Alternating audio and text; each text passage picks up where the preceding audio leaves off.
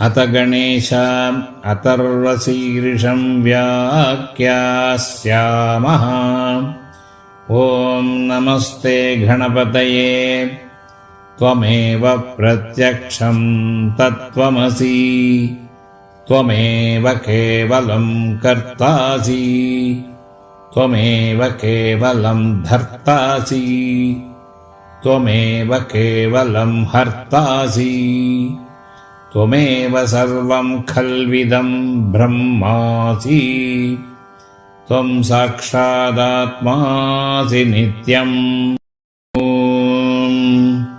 अथ गणेशाम् अथर्वशीर्षं व्याख्यास्यामः।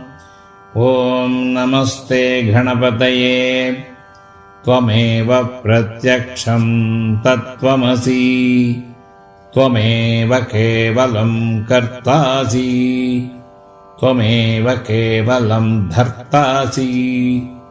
त्वमेव केवलं हर्तासि।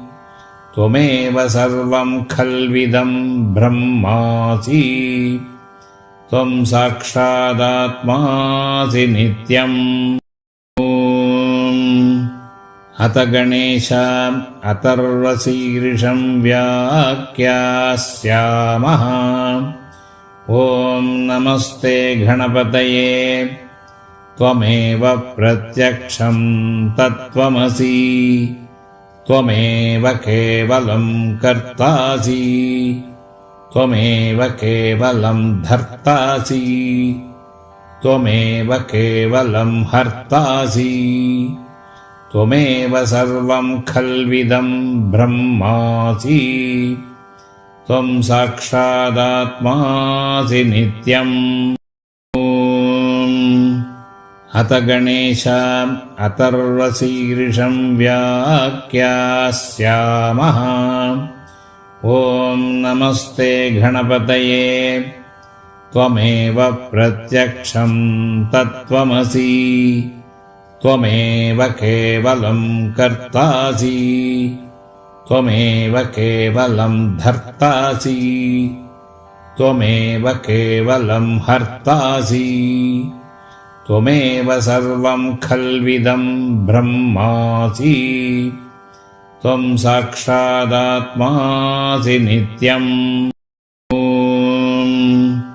अथ गणेशाम् अथर्वशीर्षं व्याख्यास्यामः। ॐ नमस्ते गणपतये। त्वमेव प्रत्यक्षं तत्त्वमसि। त्वमेव केवलं कर्तासि। त्वमेव केवलं धर्तासि। त्वमेव केवलं हर्तासि।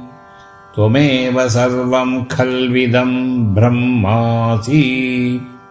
त्वं साक्षादात्मासि नित्यम्।